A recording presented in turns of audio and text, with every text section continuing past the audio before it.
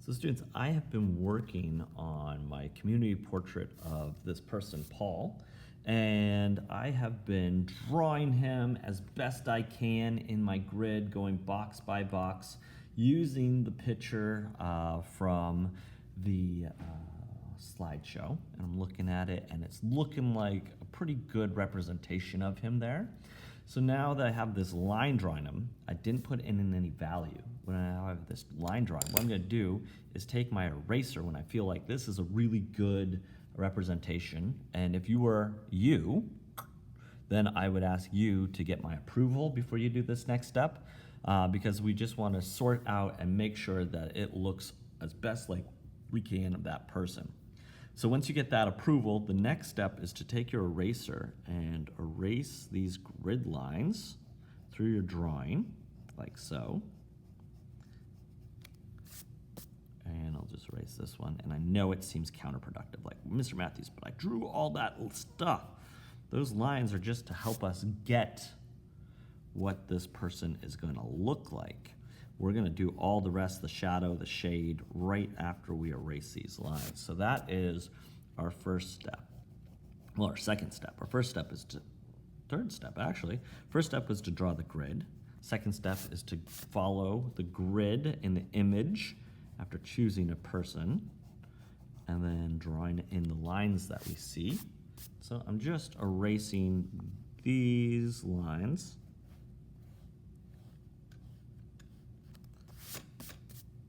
Yes, it looks funny, right? Because now we have this erased grid throughout here. We don't want those grids in there anymore. This is just a tool. You don't use your tool all the time. You use different tools. It would be weird if you used a saw all the time for everything, especially when you needed a hammer. So we're done with these lines, so we can erase them. And now I get this gridded up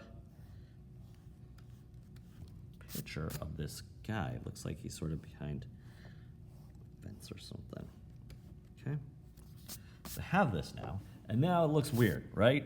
So now I'm gonna go back and use that picture to draw in all these little details. So I'll go square by square and just make sure I clean up any little thing. So I'm gonna do that right now.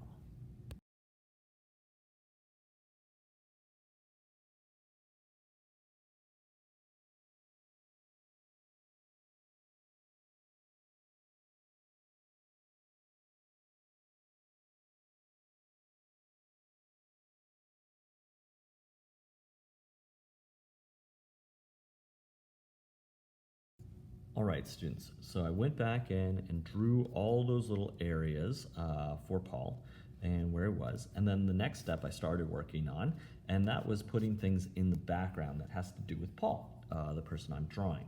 And so what I found is I saw one of the artworks that he created looked like this, and so I drew that on a painting in the background and put that there for him. And then I put another painting over here in the background showing him driving his motorcycle across country as a young person.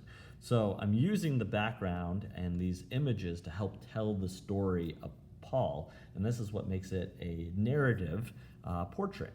And so like if I was drawing Miss Egan, I might draw a river in the background with a kayak or a canoe in it. If I was drawing Miss Hafner, maybe a soccer, some kids playing soccer since she helps out with soccer club. If I was drawing Bev, I might put in something about animal hospitals or the cat adoption team, or maybe some cats in the background.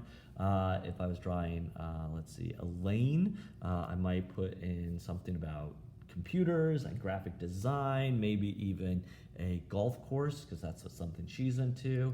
If I was drawing Molly, I might put some students in the background dancing because she teaches, or maybe a fundraiser for something that they're doing. So if the background is now the next step that we want to work on. And when we have that background filled out, it's going to help tell the story of who this person is. So that is the next step, is working on the background and getting it filled out with things that represents this person. And once you have that done, what you want to do is show it to me. I'll give you some approval, and then you'll be ready for the next step.